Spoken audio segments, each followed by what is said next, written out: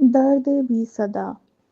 شوہر کو فالج ہوا تو کسی نے مدد نہ کی۔ میں رات کو سڑک پر کھڑی ہو کر اپنا جسم بیچنے لگی۔ گاڑی والے آتے اور میں 5,000 میں اپنا سودا کر لیتی۔ شوہر اور بچوں کو بتاتی ہوں میں اپنی جاب کرتی ہوں۔ ایک رات 4 لڑکے مجھے خرید کر ہوٹل میں لے گئے۔ میں مسکراتی ہوئی ان کے قریب ہونے لگی تو وہ بولے ہمیں تمہارا جسم نہیں چاہیے۔ مگر ان کی اگلی بات سن کر میرے ہوش اڑ گئے، کیونکہ وہ میری عزت لوٹنے کی بجائے میرا غربت کی وجہ سے میرا جینا محال ہو چکا تھا۔ شوہر کی بیماری اور بچوں کی ذمہ داریاں جب میرے سر پر آئیں تو میں نے ایک ایسا گناہ کرنا شروع کر دیا جس کی وجہ سے میری زندگی برباد ہو گئی۔ میں سوچ بھی نہیں سکتی تھی کہ میں یہ سب کچھ کروں گی۔ میرا بھی قصور نہ تھا۔ جب سے میرے شوہر نوید کو فالج ہوا تھا وہ چارپائی پہ آ چکا تھا۔ ہر وقت مجھے ڈانٹتا رہتا تھا اور اپنی دوائی نامکمل ہونے پر مجھے ذلیل و رسوا کرتا تھا۔ 3 بیٹیاں اور ایک بیٹا جن کی ذمہ داری مجھ پر تھی، ان کے اخراجات بھی میرے ہی سر پر تھے۔ اکثر میں اکیلی بیٹھ کر روتی رہتی تھی جب گھر میں فاقے کرنے پڑتے، شوہر کی طبیعت بے انتہا خراب ہو جاتی اور میرے پاس اس کے علاج کے لیے 1 روپیہ نہ ہوتا تھا، اور میری بیٹیاں جو مجھ سے اسکول جانے کی ضد کرتی تھیں اور میں ان کو روک دیتی تھی۔ ایک ماں اس قدر مجبور ہو جائے گی۔ جب میں خود اس لمحے سے گزری تو تب مجھے ماؤں کی مجبوری سمجھ آئی۔ مجھے پھر کوئی بھی کام مشکل نہ لگتا تھا۔ میں چاہتی تھی کہ کوئی نہ کوئی ایسا کام کروں جس کی وجہ سے میرے گھر کا چولہا جل پڑے اور میرے بچوں کی تعلیم بھی پوری ہو جائے اور اس کے ساتھ میرے شوہر کا علاج بھی چلتا رہے۔ لیکن یہ سب کچھ کرنا اکیلی عورت کے بس میں کہاں تھا؟ میں چاہے جتنی بھی محنت کر لیتی، لیکن یہ سب کچھ کرنا میرے بس میں نہ تھا۔ اس لیے میں نے 1-2 گھروں میں کام کرنا شروع کیا۔ میں چاہتی تھی میں عزت سے حق حلال کی روزی کماؤں اور اپنے بچوں کو یہ کہہ سکوں کہ یہ میری محنت کے پیسے ہیں۔ لیکن غریب انسان جب غربت کے ان دنوں میں ہوتا ہے، جب اس کے پاس کچھ نہ ہو، تو اس کا سایہ بھی اس کا ساتھ چھوڑ دیتا ہے، اور میرے ساتھ بھی یہی ہوا۔ ان لوگوں نے مجھے باتیں سنوانا شروع کر دیں۔ لوگ میری جوانی کی وجہ سے مجھ سے کام نہ لیتے تھے اور کہتے تھے ہم تمہیں اپنے گھر میں کام کے لیے نہیں رکھ سکتے، تم جوان ہو اور ہمارے گھر میں ہمارے شوہر بیٹے بھی رہتے ہیں، ہم نہیں چاہتے کہ ان کی گندی نظر تم پر پڑے یا پھر تمہاری وجہ سے ہمارے گھر خراب ہوں۔ اسی طرح کی کئی اور مشکلات کا سامنا کرنا پڑا، لیکن میں خاموش ہو جاتی تھی۔ میں ان سے کہتی کہ اگر آپ لوگ جانتے ہیں کہ میں آپ لوگوں کے مردوں کے سامنے نہ ہوں تو میں پردہ کر کے آؤں گی، لیکن میں بہت مجبور ہوں، مجھے اس نوکری کی بہت زیادہ ضرورت ہے، آپ لوگ مجھ پر رحم کریں۔ لیکن کسی نے بھی مجھ پر رحم نہ کیا۔ مجھے جن لوگوں کی سخت ضرورت تھی، سب سے پہلے انہوں نے میرا ساتھ چھوڑ دیا، اور وہ تھا میرا بھائی۔ میں نے اپنے بھائی کو جب مدد کے لیے کہا تو اس نے بھی منہ موڑ لیا اور مجھے بات تک نہ کی۔ مجھے لگ رہا تھا کہ میرا بھائی مجھے سمجھے گا، میری ہر مشکل کو آسان کرے گا اور میرے حالات زندگی کو سنوارنے کے لیے میرے ساتھ ثابت قدم رہے گا۔ لیکن جب اس نے دیکھا کہ میں خالی ہاتھ رہ چکی ہوں، میرا شوہر فالج کی بیماری میں مبتلا ہو چکا ہے اور چھوٹے چھوٹے بچے ہیں، تو اس نے میرا ساتھ چھوڑ دیا۔ شاید اس کو لگا کہ میں اس کے گھر کو کھا جاؤں گی۔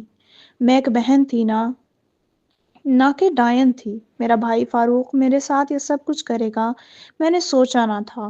جب اس نے میری طرف سے اپنی آنکھیں پھیر لیں اور مجھے نظر انداز کرنا شروع کر دیا، تو میں نے بھائی جان سے اپنی جائیداد کا حق مانگا، وہ وراثت کا حصہ مانگا جو میرے والدین نے مجھے اپنے جیتے جی نہ دیا تھا، اور اب مجھے اپنے بھائی کا محتاج ہونا پڑ رہا تھا۔ جیسے میں نے اس قسم کی بات کی تو بھائی نے فوراً مجھ سے جھگڑا کرنا شروع کر دیا اور کہا کہ میرا وراثت میں کوئی حق نہیں۔ حالانکہ ہم 2 بہن بھائی تھے، میرے والدین کی بہت زیادہ جائیداد تو نہ تھی، لیکن یہ گھر جہاں پر بھائی جان رہ رہے تھے یہ میرے والد کا ہی تھا اور اس میں سے میرا حصہ بھی بنتا تھا۔ لیکن انہوں نے مجھے میرا حصہ دینے سے انکار کر دیا۔ میں چاہتی تھی کہ وہ بے شک مجھے حصہ نہ دے، لیکن میری اس مصیبت کے وقت میں تھوڑی سی مدد کر دیں تاکہ میری زندگی سنور جائے، یا پھر میں اپنے شوہر کو ایک کاروبار کر کے دوں یا ایک چھوٹی سی دکان اپنے گھر میں کھول لوں تاکہ میرا گزارا چلتا رہے۔ لیکن میرے بھائی نے میری بات نہ مانی۔ وہ دن مجھے آج تک یاد ہے جس دن میں اپنے بھائی کے گھر گئی۔ میں جا تو اکیلی رہی تھی، لیکن میرے ساتھ میرے کندھوں پر امیدوں کا اتنا بوجھ تھا جس کا وزن مجھ سے اٹھایا نہ جا رہا تھا۔ پورا راستہ میری آنکھیں نم تھیں۔ مجھے یقین تھا کہ میرا بھائی میری مدد ضرور کرے گا، اسی لیے میں بہت امیدوں کے ساتھ اپنے بھائی کے گھر پہنچ گئی۔ جیسے وہاں گئے تو بھابھی جان نے صحیح طریقے سے بات نہ کی۔ بھائی اس وقت گھر پر موجود نہ تھے۔ میں تھوڑی دیر انتظار کرنے کے لیے بیٹھ گئی۔ بھابھی جان نے مجھ سے پانی کا بھی نہ پوچھا۔ مجھے بہت افسوس ہوا جب بھابھی کا رویہ میں نے اپنی آنکھوں سے دیکھا۔ میرا دل کر رہا تھا کہ اب اسی وقت یہاں سے چلی جاؤں، لیکن میں مجبور تھی۔ مجھے ان لوگوں سے کام تھا اور ان کا یہ سب کچھ کرنا حق بنتا تھا۔ جتنی امیدیں میں لے کر ان کے پاس آئی تھی، ان لوگوں کا یہی حق بنتا تھا جو سب کچھ وہ میرے ساتھ کر رہے تھے۔ خیر کافی دیر انتظار کرتی رہی۔ دوپہر ہو گئی۔ بھائی جان نے اپنے بچوں کو کھانا دیا، مجھ سے کھانے تک کا نہ پوچھا۔ میں نے کچھ نہ کہا۔ میری آنکھیں نم ہوتی رہیں لیکن اپنے آپ کو حوصلہ دیتی رہی، کیونکہ میں پہلے ہی کئی غم دیکھ چکی تھی اور شاید یہی وجہ تھی کہ مجھے غم برداشت کرنے کی عادت ہو چکی تھی، اور مجھے جتنے غم ملتے تھے میں ان سے مزید ہمت حاصل کرتی تھی۔ تھوڑی دیر بیٹھی رہی۔ جب بھائی کے آنے کا وقت ہوا تو بھابھی نے مجھے کھانا لا دیا۔ میں نے بھابھی سے کہا کہ بھابھی جان کوئی مسئلہ نہیں، میں ابھی ناشتہ کر کے آئی تھی، آپ لوگ کھائیں، مجھے بھوک نہیں ہے۔ تو وہ خاموشی سے وہ کھانا میرے ساتھ رکھ کر چلی گئی۔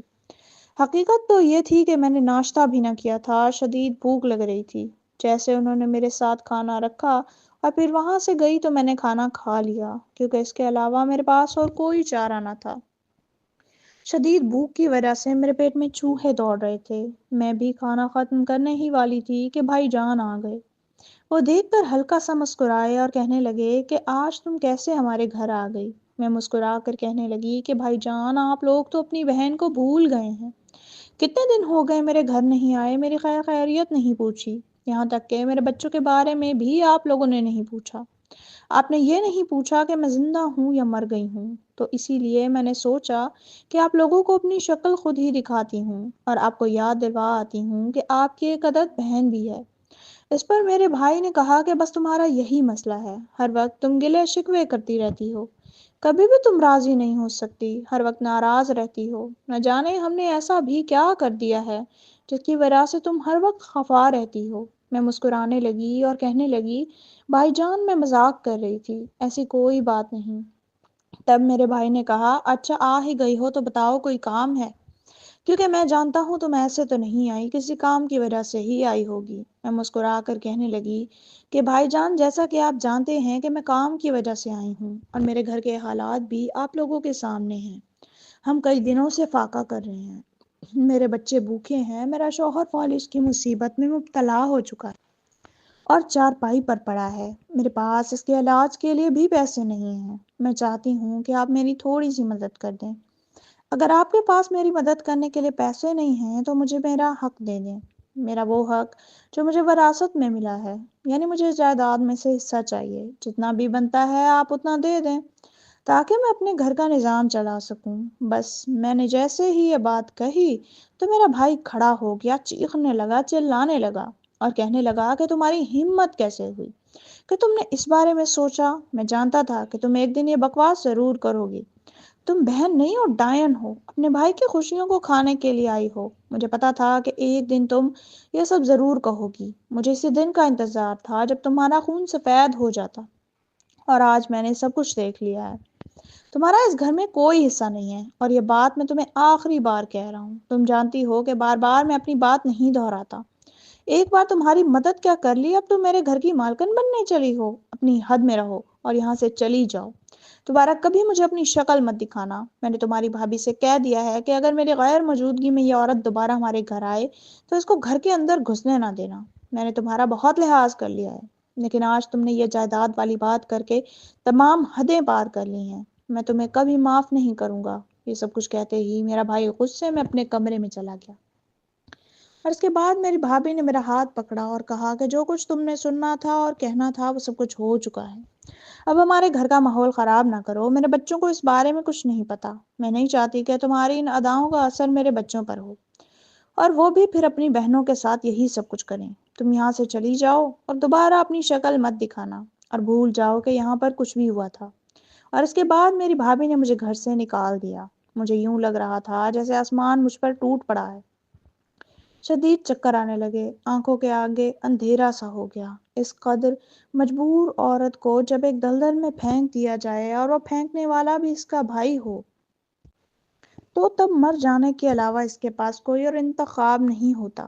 لیکن میں مر نہ سکتی تھی۔ میرے پاس میرے شوہر کی اور میرے بچوں کی ذمہ داریاں تھیں، مجھے ان لوگوں کو غربت کے دلدل سے نکالنا تھا، اور اس کے لیے مجھے کچھ بھی کرنا پڑے میں وہ کر ڈالوں گی۔ بس یہی وہ وقت تھا جو مجھے ایک ایسے گناہ کی طرف لے گیا جس کی وجہ سے میں غربت سے تو نکل گئی، لیکن میں نے ایک بہت بڑا سبق حاصل کر لیا۔ نا امیدی اور مایوسی کے ساتھ گھر واپس آئی تو میرے بچے اور میرا شوہر انتظار کر رہے تھے۔ میرے شوہر نے مجھ سے پوچھا کہ تمہارے بھائی نے کیا کہا؟ میں ان کو بتا نہ سکتی تھی کہ میری وہاں پر کتنی بے عزتی ہوئی ہے۔ خاموش ہو کر اپنے کمرے میں چلی گئی جہاں پر کام کرتی۔ ان لوگوں نے بھی چھٹی دے دی۔ اب میں کیا کرتی؟ بس پھر ایک دن میں نے وہ کر ڈالا جس کے بارے میں سوچ بھی نہیں سکتی تھی۔ مجھے کبھی کبھار اپنی حالت پر یقین نہیں ہوتا تھا کہ میں واقعی میں یہ سب کچھ کر رہی ہوں۔ کیا یہ واقعی ایک حقیقت ہے یا پھر میں کوئی خواب دیکھ رہی ہوں؟ لیکن حقیقت وہی تھی جو سب کچھ میری آنکھوں کے سامنے تھا۔ کچھ دنوں بعد میں سڑک کے کنارے کھڑی ہو گئی۔ لوگ جب میری مدد کرنے کے لیے آتے ہیں یا مجھے پیسے دینے کے لیے آتے ہیں تو میں ان سے پیسے نہ لیتی، بلکہ اس کے بدلے ایک ایسی بات کہتی جس کو سن کر وہ حیران رہ جاتے۔ کوئی تو میری شکل و صورت دیکھ کر میرے جال میں پھنس جاتا تھا، اور اکثر لوگ مجھے بے حیا کہہ کر چلے جاتے تھے۔ میں سڑک کے کنارے کھڑی ہو گئی اور لوگ سمجھنے لگے کہ میں بھیک مانگ رہی ہوں۔ اصل میں بھیک نہیں مانگ رہی تھی، بلکہ بھیک کے بدلے لوگوں سے جسم فروخت کر رہی تھی۔ جب پہلی بار ایک نوجوان لڑکے نے مجھے دیکھا اور میری مجبوری کو سمجھنے لگا تو اس نے مجھے پیسے نکال کر دیے۔ میں نے کہا کہ صاحب مجھے یہ پیسے نہیں لینے، بلکہ میں آپ کے ساتھ کچھ وقت گزارنا چاہتی ہوں، اس کے بدلے آپ مجھے رقم دے دیجیے گا، بس میرا یہی کام ہے، اور اسی لیے میں اس راہ پر کھڑی ہوں۔ اس شخص نے غور سے مجھے دیکھا اور کہنے لگا کہ کیا واقعی تمہیں شرم نہیں آ رہی یہ سب کچھ کرتے ہوئے؟ آخر تمہارے والدین کہاں ہیں؟ اگر تمہاری شادی ہو چکی ہے تو تمہارا شوہر کہاں ہے؟ تم اپنے بچوں کو کیا جواب دو گی؟ یہ کس راہ کی طرف چل پڑی ہو؟ محنت کرو، حق حلال کی روزی کماؤ، اور بھی کئی طریقے ہیں پیسے کمانے کے، یہ سب کچھ کرنا مناسب نہیں ہے۔ میں نے رو دھو کر اس کو اپنی ساری کہانی سنا دی۔ میں نے بتا دیا کہ میں کس قدر مجبور ہوں، میرے بھائی نے مجھے چھوڑ دیا ہے، شوہر چارپائی پر ہے، بچے بہت چھوٹے ہیں، اور والدین تو کئی عرصہ پہلے ہی انتقال کر گئے۔ اب آپ یہ بتائیں کہ میں کیا کروں؟ کئی لوگوں کے گھروں میں کام کرتی تھی، ان لوگوں نے میری جوانی اور خوبصورتی کی وجہ سے مجھے اپنے گھروں سے نکال دیا۔ میں کہاں جاؤں؟ جب اس شخص نے میری زندگی کے حالات و واقعات سنے تو مجھے دیکھ کر حیران ہونے لگا۔ اس نے مجھے روکا نہیں۔ جو شخص مجھے اخلاقی سبق دے رہا تھا خاموشی سے وہاں سے چلا گیا، کیونکہ اس کے پاس بھی میرے ان مسائل کا حل نہ تھا۔ تھوڑی دیر بعد ایک بہت ہی خوبصورت اور بڑی گاڑی والا شخص میری مدد کرنے کے لیے اپنی گاڑی کو میری طرف لے کر آیا۔ اس نے جیسے ہی اپنی گاڑی کا شیشہ کھولا تو ایک بہت ہی عجیب و غریب بو نے مجھے خوش آمدید کہا۔ اس کے ہاتھ میں ایک بوتل تھی۔ اس کی حالت کو دیکھ کر یوں لگ رہا تھا جیسے اس نے نشہ کیا ہو، اور وہ بوتل بھی شراب کی ہو۔ خیر میں خاموش رہی۔ اس نے اپنی جیب میں سے کچھ پیسے نکالے اور مجھے دینے لگا۔ میں نے پیسے لینے سے انکار کر دیا۔ اس نے آنکھیں پھاڑ کر مجھے دیکھا اور کہنے لگا کہ میں نے اس سے وہی بات کی کہ جو میں نے پہلے اس دوسرے شخص سے کر چکی تھی۔ وہ میری بات سن کر حیران ہونے لگا اور کہنے لگا کہ تم ہوش میں ہو؟ تم کیا کہہ رہی ہو؟ تب میں نے کہا کہ جی صاحب میں ہوش میں ہوں، میں بالکل ٹھیک کہہ رہی ہوں۔ وہ مسکرانے لگا۔ وہ نشے میں ڈوبا ہوا تھا۔ انہی ڈوبی آنکھوں سے مجھے دیکھنے لگا اور کہنے لگا کہ ماں کو جس نے پیسے مانگو گے آج تمہیں مل جائیں گے۔ میں نے اس کو وقت بتایا اور کہا کہ میں اتنے پیسوں کے لیے اتنا ہی وقت دے سکتی ہوں۔ تب اس نے میری منہ مانگی قیمت سے بھی ڈبل پیسے مجھے دیے اور کہا کہ چلو تھوڑی دیر بعد میں تمہیں یہیں پر چھوڑ جاؤں گا۔ میں خاموش ہو گئی، مجبور تھی۔ آنکھیں نم ہونے لگیں، لیکن اپنے جذبات کو کنٹرول میں کیا۔ یہ سب کچھ میرے ساتھ پہلی بار ہو رہا تھا۔ میں نے پہلی بار اپنی عزت کو بیچنے کے لیے پیسے لیے تھے۔ اب تمہیں سب کچھ کر چکی تھی۔ شدید خوف نے مجھے چاروں طرف سے گھیرا۔ میرے ضمیر نے مجھے ملام کیا، سوچا کہ ابھی سی گاڑی سے اتر جاؤ۔ لیکن پھر جب میں نے اپنے گھر کی طرف نظر دوڑائی، اپنے بھائی اور بھابھی کے رویے کو یاد کیا، اپنے بچوں کی فرمائشیں اور شوہر کی بیماری کو مد نظر رکھا، تو میں سب کچھ بھول گئی اور ہمت کے ساتھ بیٹھ گئی۔ وہ شخص اپنی مرضی کے مطابق مجھے استعمال کرتا رہا اور تھوڑے وقت بعد مجھے وہیں پر چھوڑ گیا جہاں سے اس نے مجھے اٹھایا تھا۔ کافی رات ہو چکی تھی۔ خدا کا شکر ہے کہ یہاں پر کوئی بھی نہ تھا جو مجھے دیکھتا یا پھر مجھے پہچان لیتا۔ میں گھر گئی تو میرے بچے سو چکے تھے اور میرا شوہر بھی میرے انتظار میں سو گیا تھا۔ دروازہ کھلا ہوا تھا۔ میں آ کے خاموشی سے سو گئی۔ صبح اٹھی تو میرا شوہر مجھ سے ناراض ہونے لگا، خفا ہونے لگا اور کہنے لگا کہ تم ساری رات کہاں تھی؟ تب میں نے کہا کہ میری نوکری ہوٹل میں لگ گئی ہے، میں نے وہاں پر نوکری کرنا شروع کر دی ہے، یہ میرے حق حلال کے پیسے ہیں، کل ہی ان لوگوں نے مجھ سے ایک شادی کے برتن دلوائے ہیں اور میں وہیں پر کام کر رہی ہوں۔ جیسے میرے شوہر نے سب کچھ سنا تو وہ مسکرانے لگا اور کہنے لگا کہ خدا کا شکر ہے، لیکن جیسے اس نے پیسے دیکھے تو مجھے حیران ہو کر دیکھ رہا تھا اور کہہ رہا تھا کہ تمہیں اتنے سارے پیسے ہوٹل والے کیسے دے سکتے ہیں، یہ پیسے بہت زیادہ ہیں۔ میں نے کہا کہ میں نے جب انہیں تمہاری بیماری کے بارے میں بتایا اور بچوں کی خواہشات کا بتایا ہے تو ہوٹل کا مینیجر بہت سخی تھا، اس نے مجھے بہت زیادہ منافع ہوا ہے، تو یہ تم رکھ لو۔ میں نے یہ پیسے رکھ لیے۔ اسی طرح میں نے اور کئی جھوٹ بول کر اپنے شوہر اور بچوں کو مطمئن کیا۔ میں ان لوگوں سے کہنے لگی کہ میں کام کرتی ہوں اور میرے حق حلال کے پیسے ہیں۔ دن گزرتے گئے، اب ہر روز میں رات کو یہی کام کرتی تھی، سڑک کے کنارے کھڑی ہو جاتی اور لوگوں سے جسم فروخت کرتی۔ اب یہی سب کچھ میری عادت بن چکی تھی۔ میرے بچے بھی خوش ہو رہے تھے، گھر بھی چل رہا تھا اور میرے شوہر کی طبیعت بھی دن بدن ٹھیک ہوتی چلی جا رہی تھی۔ مجھے بے حد خوشی ہو رہی تھی، بے شک اندر ہی اندر سے میں بے انتہا پریشان تھی۔ میرا ضمیر مجھے ملام کرتا رہتا تھا۔ ذہنی طور پر بھی میں الجھی ہوئی تھی اور کئی پریشانیوں کا شکار تھی، لیکن جب میں اپنے بچوں کو خوش ہوتا ہوا دیکھتی، ان کی خواہشات پوری کرتی، میرے شوہر کا علاج ہوتا اور میرے بچے نے جب اسکول جانا شروع کیا تو مجھے یہ سب کچھ تکلیف نہ دیتا۔ مجھے ذرا بھی شرم نہ آتی تھی یہ سب کچھ کرتے ہوئے، کیونکہ میں اپنے بچوں کی خواہشات پوری کرنا چاہتی تھی، اور میں نے یہ تب ہی سوچا تھا جب میرے بھائی اور بھابھی نے مجھے ذلیل و رسوا کر کے اپنے گھر سے نکالا تھا۔ اب میں چاہتی تھی کہ میں اپنے شوہر کو گھر پر چھوٹی سی دکان بنا کے دوں تاکہ وہ اس کو چلائے، اور جیسے ہی ہماری ضروریات اس دکان کے ذریعے پوری ہونے لگیں تو میں یہ کام چھوڑ دوں گی۔ اسی طرح کانو کان کسی کو خبر بھی نہیں پڑے گی اور میں بدنامی سے بھی بچ جاؤں گی۔ لیکن یہ سب کچھ اتنا بھی جلدی نہ ہو سکا۔ جو بھی پیسے مجھے ملتے تھے وہ سارے خرچ ہو جاتے تھے، میں بچا نہ سکتی تھی۔ پھر میں نے تھوڑے تھوڑے پیسے ایک طرف جمع کرنا شروع کر دیا۔ میرے بچے بھی بڑھنے لگے۔ میرا بڑا بیٹا آلیان مجھ سے کہتا، اماں جان کیا واقعی آپ ہوٹل پر کام کرتی ہیں؟ کیونکہ جب آپ آتی ہیں تو آپ کے کپڑوں میں سے بہت خوبصورت خوشبو آ رہی ہوتی ہے اور یوں لگتا ہے کہ جیسے آپ نے کوئی کام کیا نہ ہو۔ آپ کے کپڑے بھی دن بدن خوبصورت ہوتے جا رہے ہیں اور جب آپ واپس آتی ہیں تو بالکل صاف ہوتے ہیں۔ اگر آپ وہاں پر کام کرتی ہیں یا پھر وہاں پر برتن دھوتی ہیں تو آپ کے کپڑے میلے ہوتے یا پھر نشان ہوتے، لیکن اس قسم کے کوئی بھی نشان آپ کے کپڑوں میں نے کبھی بھی نہیں دیکھے۔ جب میرے بڑے بیٹے آلیان نے مجھ سے یہ سمجھداری کی بات کی تو میں حیران ہو گئی اور سوچنے لگی کہ واقعی بچے سمجھتے ہیں۔ میں نے تب اسے کہا کہ بیٹا وہاں پر ایک کوٹ ہوتا ہے جو میں نے اپنے کپڑوں کے اوپر اس کو پہن لیتی ہوں، اس طرح میرے کپڑے خراب نہیں ہوتے، اور شادیوں پر طرح طرح کے لوگ آئے ہوتے ہیں اور وہ شادیاں ہوٹل میں ہوتی ہیں، اسی وجہ سے میرے کپڑوں میں سے بھی ان لوگوں کی خوشبو آتی ہے، اور یہ سب کچھ ہوٹل کی وجہ سے ہی ہو رہا ہے۔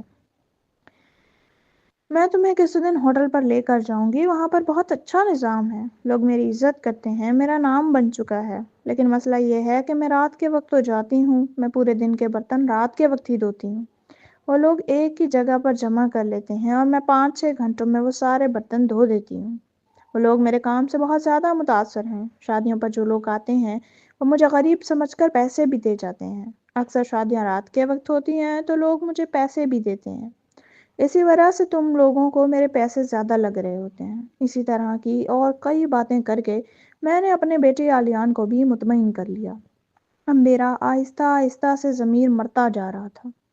پہلے شروع میں جب مجھے شرم محسوس ہوتی تھی اور میرا دل گھبراتا تھا، لیکن پھر میں خاموش ہو جاتی تھی اور اپنے حالات و واقعات کو دیکھ کر دل کو حوصلہ دیتی تھی۔ آج شام جب میں دوبارہ اپنے معمول کے مطابق وہاں پر گئی تو ایک بہت ہی خوبصورت شخص آ کر رکا۔ یہ پہلے مجھ سے نہ مل چکا تھا۔ جب مجھے دیکھا تو کہنے لگا کہ کیا آپ اکیلی ہیں؟ آپ کو کہیں جانا ہے تو آ جائیں، میں آپ کو چھوڑ دیتا ہوں۔ میں نے انکار کیا۔ تب اس نے مجھ سے کہا کہ کیا آپ کو کسی مدد کی ضرورت ہے؟ میں نے پھر بھی انکار کیا۔ وہ کچھ پیسے مجھے زبردستی دینے لگا تو میں نے وہ پیسے لینے سے انکار کر دیا اور اس کو بھی وہی سب کچھ بتا دیا جو میرا معمول بن چکا تھا۔ اس نے میری طرف غور سے دیکھا اور کہنے لگا کہ یہ سب کچھ کیوں کر رہی ہو؟ تمہیں کیا ضرورت ہے اتنے بڑے گناہ کرنے کی؟ اللہ تعالیٰ ان چیزوں سے ناراض ہوتا ہے۔ بے شک تم غریب ہو، میں مان سکتا ہوں کہ تمہارے حالات بہت زیادہ خراب ہوں گے، تمہیں مجبوریاں بھی ہوں گی، لیکن کبھی بھی اللہ تعالیٰ نے یہ نہیں کہا کہ تم اس طرح کے کام کرو۔ تمہیں یہ سب کچھ کرنے سے میں روک رہا ہوں۔ مجھے اپنا بھائی تسلیم کر لو اور رک جاؤ۔ جیسے وہ شخص نے مجھے بلا کر مجھے اپنا بھائی مان لو تو میری آنکھیں نم ہو گئیں۔ جب حقیقی بھائی نے میرا ساتھ یہ سب کچھ کیا تھا تو مجھے بھائی کے نام سے نفرت ہونے لگی تھی۔ میں نے اپنی آنسوؤں کو روکا اور اس شخص کی بات کو نظر انداز کرتے ہوئے میں دوسری جگہ پر چلی گئی۔ یہاں پر وہی شخص آیا جو مجھے ایک روز ملا تھا، جس کے ہاں میں پہلے بھی کچھ وقت گزار چکی تھی۔ وہ میرے پاس آیا اور کہنے لگا کہ کیا اب بھی تم وہی کام کرتی ہو؟ میں نے کہا جی بالکل۔ تو وہ کہنے لگا کہ تو پھر چلو میرے ساتھ، مجھے تمہاری ضرورت ہے۔ میں اس دنیا کے غموں سے بہت اکتا چکا ہوں، تھک چکا ہوں، اور میں سکون حاصل کرنا چاہتا ہوں، اور اس سب کے علاوہ مجھے اور سکون کہیں نہیں ملا۔ جب میں نے پہلی بار تمہارے ساتھ اس سب کچھ کیا تھا تو سوچا تھا کہ آخری بار کر رہا ہوں، پھر کبھی نہیں کروں گا، لیکن میں اتنا تھک چکا ہوں اور اس دنیا سے میں اتنا غم مجھے مل چکا ہے کہ اگر میں سب کچھ نہ کروں تو شاید میں تڑپ تڑپ کر مر جاؤں، مجھے سکون نہ آئے۔ اسی لیے اس نے مجھے ایک بھاری رقم دی اور اپنے ساتھ گاڑی میں بٹھا کر لے گیا۔ وہاں پر جا کر اس نے میرے ساتھ وقت گزارا۔ نہ چاہتے ہوئے میں ان لوگوں کے سامنے مسکراتی تھی، عجیب و غریب بے ہودہ ادائیں کرتی تھی تاکہ یہ لوگ بار بار میری طرف آئیں اور میرے گھر کا گزارا چلتا رہے۔ اسی طرح کئی روز گزر گئے، دن بدن میری خواہشات بڑھتی چلی گئیں۔ لوگ جو مجھے ایک بار لے کر جاتے تھے وہ کئی بار میرے جسم کو حاصل کرنا چاہتے تھے۔ میرا جسم بہت کھوکھلا ہو چکا تھا، یوں لگ رہا تھا کہ جیسے انسانیت مجھ میں سے ختم ہوتی جا رہی ہے۔ دن بدن لوگوں کو میرے جسم کی خواہش ہونے لگی اور پھر میرے پاس وقت ختم ہونے لگا۔ لوگ میرا پتہ کرنے کے لیے میرے گھر تک پہنچنے لگے۔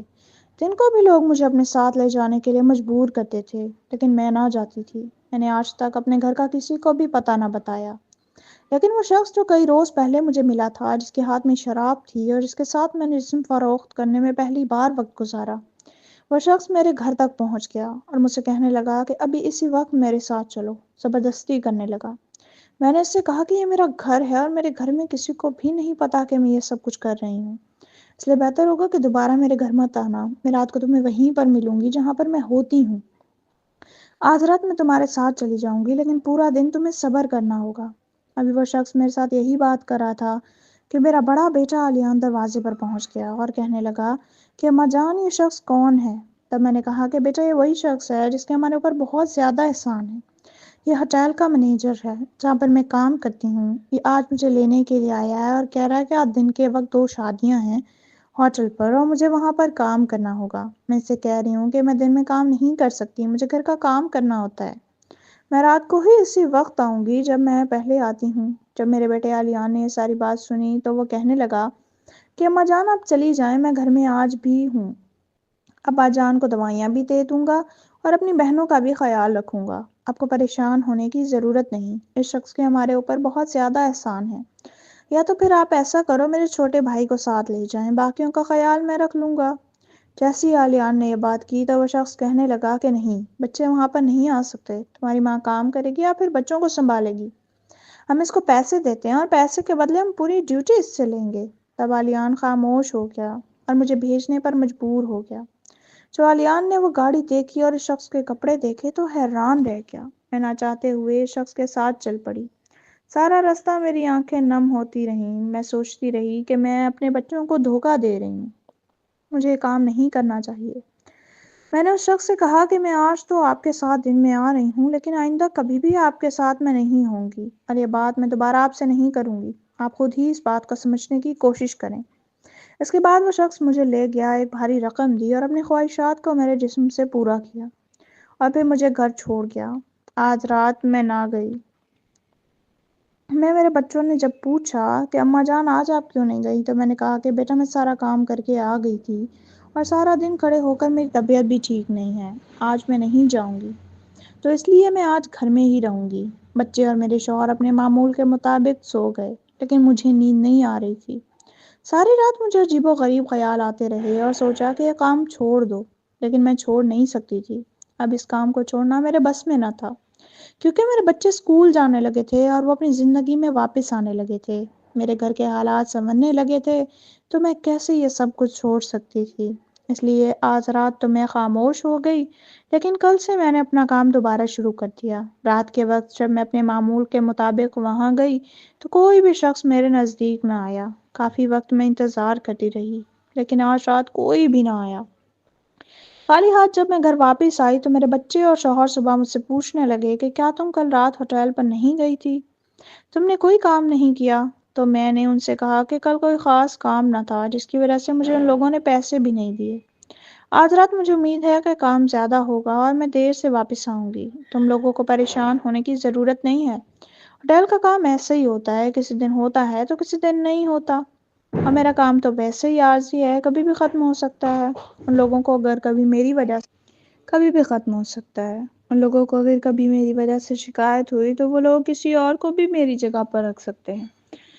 یہ بات کر کے میں خاموش ہو گئی، لیکن میں پریشان تھی۔ میں اس کام کو چھوڑنا تو چاہتی تھی لیکن چھوڑ نہیں سکتی تھی۔ کچھ دن گزر گئے، ایک رات دوبارہ میری خالی گزری۔ یوں لگتا تھا کہ جیسے اب میرا کام ختم ہونے والا ہے، پھر میرے بچے ہننے لگیں گے اور سب کچھ دوبارہ سے ہونے لگے گا، اور یہ سب کچھ میں ہونے نہیں دے سکتی تھی۔ اسی لیے جب میں اگلی رات گئی تو وہاں پر 4 لڑکے میرے قریب آئے۔ وہ مجھے حیرت سے دیکھنے لگے۔ میں نے ان لوگوں کو اپنی ساری باتیں بتا دیں اور کہنے لگی کہ اگر آپ لوگوں کو ضرورت ہے تو آپ لوگ مجھے خرید کر لے جا سکتے ہیں۔ وہ میری اس بات پر حیران ہوئے۔ وہ نوجوان تھے، مجھے بار بار حیران کو ہو کر دیکھ رہے تھے۔ مجھے ذرا بھی عجیب و غریب نہیں لگ رہا تھا، کیونکہ میں یہ کام کئی عرصے سے کر رہی تھی اور اب تو میرا ضمیر بھی مر چکا تھا۔ میں نے ان لوگوں کے ساتھ جانے کے لیے ایک بار بھی نہ سوچا، حالانکہ وہ لوگ میرے ساتھ جانے کے لیے بار بار سوچتے رہے۔ میں بار بار ان کو مناتی رہی اور برغلاتی رہی۔ جب ان لوگوں کو سمجھ میں آیا تو وہ 4 لڑکے مجھے خرید کر اپنے ساتھ ایک ہوٹل پر لے گئے۔ جب میں وہاں ان کے ساتھ گئی تو مجھے لگا کہ وہ 4 لڑکے باری باری مجھ سے اپنی خواہشات پوری کریں گے، کیونکہ جو رقم انہوں نے دی تھی وہ بہت زیادہ تھی، اور میں ان کے ساتھ ساری رات گزارنے والی تھی۔ مجھے لگا کہ یہ چاہ رہے ہوں اپنی خواہشات کو پورا کرنے کے لیے کچھ بھی کریں گے، کیونکہ جو رقم انہوں نے مجھے دی ہے وہ بہت زیادہ تھی، لیکن ان لوگوں نے ایسا کچھ بھی نہ کیا۔ خاموش ہو کر یہ 4 میرے ساتھ بیٹھ گئے، کافی دیر تک مجھے دیکھتے رہے۔ میں حیران تھی کہ یہ لوگ مجھ سے کچھ نہیں کہہ رہے تھے اور نہ ہی میں ان سے کچھ کہہ پا رہی تھی۔ کافی دیر بعد جب خاموشی ٹوٹی تو میں نے لوگوں سے کہا کہ آپ لوگ کیا چاہتے ہیں؟ مسکرانے لگے اور کہنے لگے ہم ویسا کچھ بھی نہیں چاہتے جیسا آپ سوچ رہی ہیں۔ ہم آپ سے آپ کے حالات و واقعات جاننا چاہتے ہیں۔ ہم پوچھنا چاہتے ہیں کہ یہ سب کچھ آپ کیوں کر رہی ہیں؟ یہ سب کچھ کرنا غلط ہے۔ جب ان لوگوں نے مجھ سے یہ بات کی تو میں رونے لگی اور کہنے لگی کہ میں بہت زیادہ مجبور ہوں، میرے حالات زندگی بہت مشکلات سے چل رہے ہیں، یہ سب کچھ کرنے کے علاوہ میرے پاس اور کوئی راستہ نہیں۔ تب ان 4 نے کہا کہ ہم آپ کی عزت کو لوٹنے کے لیے آپ کو اپنے ساتھ نہیں لے کر آئے اور نہ ہی ہم آپ کو ہاتھ لگائیں گے۔ ہم اچھے خاندان کے لڑکے ہیں، ہم کسی کی عزت کو لوٹنے کے بارے میں سوچ بھی نہیں سکتے، بلکہ ہم تو کسی کو میلی نظر سے بھی نہیں دیکھتے۔ آپ بالکل ہماری ماں کی طرح ہیں، اور ہم ماں سمجھ کر ہی آپ کو یہاں پر لے کر آئے ہیں تاکہ آپ کو سمجھا سکیں اور آپ کے مسئلوں کو حل کروا سکیں۔ جب ان 4 سے یہ بات سنی تو میری آنکھیں نم ہو گئیں۔ میں مجبور تھی، میں نے ان لوگوں کو اپنی زندگی کے تمام واقعات بتا دیے، جن حالات سے میں گزری تھی وہ سب کچھ بتا دیا، اور اب یہ میرے سے یہ سب کچھ کرنے کی وجہ سے میرے بچے خوش تھے، میرے شوہر کا علاج بھی چل رہا تھا۔ یہ ساری کہانی بھی میں نے ان 4 کو بتا دی۔ ان لوگوں نے جب میری کہانی سنی تو بہت حیران ہوئے اور کہنے لگے کہ یہ سب کچھ مجھے چھوڑنا ہوگا۔ میں نے کہا کہ میں یہ سب کچھ نہیں چھوڑ سکتی۔ اگر میں نے یہ سب کچھ چھوڑ دیا تو میرا گھر اور میرے بچوں کی خواہشات ختم ہو جائیں گی، اور یہ سب کچھ ایک ماں کیسے برداشت کر سکتی؟ تب ان لڑکوں نے کہا کہ کیا اس سب کے بدلے ہم آپ کو ایک عزت بخش نوکری دے دیں تو آپ وہ نہیں کریں گی؟ آپ کو اچھا لگتا ہے آپ یہاں پر جسم فروخت کرتی ہیں، اپنے بچوں سے جھوٹ بولتی ہیں، اپنی نسل کو حرام کھلاتی ہیں، یہ سب کچھ آپ کو زیب دے رہا ہے؟ تب میں حیران ہو کر ان لوگوں کی باتیں سن رہی تھی، ان میں کہہ رہی تھی کہ اگر مجھے واقعی میں کوئی عزت باقی مل جائے تو میں ضرور کروں گی۔ میں تھک چکی ہوں، میں یہ سب کچھ نہیں کرنا چاہتی۔ روز اپنے آپ سے جنگ لڑ کر خود کو یہاں پر کھڑا کرتی ہوں اور لوگوں کے سامنے اپنے آپ کو پیش کرتی ہوں۔ یہ سب کچھ کرنا اتنا آسان نہیں ہے جتنا آپ لوگ سمجھ رہے ہیں۔ میری زندگی کانٹوں پر چل رہی ہے، میں اندر سے ختم ہو چکی ہوں، میرے پاس کچھ باقی نہیں بچا، اور آپ لوگ میری مجبوری کو شاید میری خواہش سمجھ رہے ہیں۔ ایسا کچھ بھی نہیں ہے۔ تم ان لوگوں نے کہا تو پھر صحیح ہے، یہ ہمارا پتہ ہے، کل صبح اسی پتے پر آ جانا، اور جو پیسے ہم نے تمہیں دیے ہیں وہ بھی تمہارے ہی ہیں۔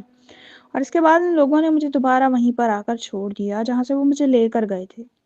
میں اپنے گھر آئی اور اس پتے کو غور سے دیکھتی رہی۔ میں نے اس پیج کو سنبھال کر رکھا۔ صبح ہی تو میں نے کہا کہ مجھے ایک اور جگہ پر نوکری کی آفر ہوئی ہے، آج میں وہاں جاؤں گی، دعا کرنا کہ وہ میری جگہ صحیح رہ جائے، تو پھر میں رات کی یہ نوکری چھوڑ دوں گی، کیونکہ رات کو میرا جانا مجھے ایسے ہی نہیں لگتا اور مناسب بھی نہیں ہے۔ میرا شوہر اور میرے بچے بھی خوش ہو گئے اور کہنے لگے کہ ہاں، ہم بھی یہی چاہتے ہیں کہ آپ دن میں کام کریں۔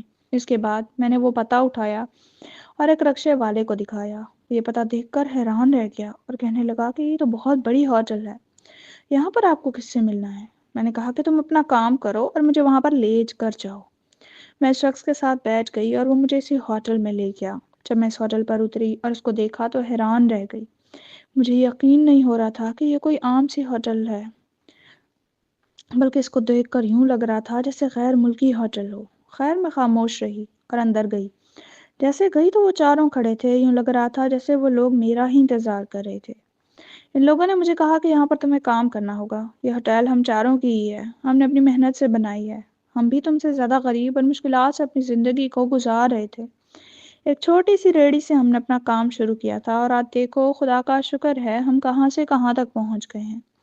ارد گرد کی تمام زمینیں ہماری ہیں اور ہماری مختلف شہروں میں بڑی بڑی ہوٹلز ہیں۔ یہ ہوٹل کیونکہ تمہارے گھر کے ساتھ تھی تو اس لیے ہم تمہیں یہاں پر کام دے رہے ہیں۔ ہماری یہی سوچ ہے کہ ہم کسی بھی غریب انسان کو غلط کام نہیں کرنے دیں گے، ہم اس کو راہ ہدایت پر لائیں گے اور ایک دن ضرور کامیاب ہو جائیں گے۔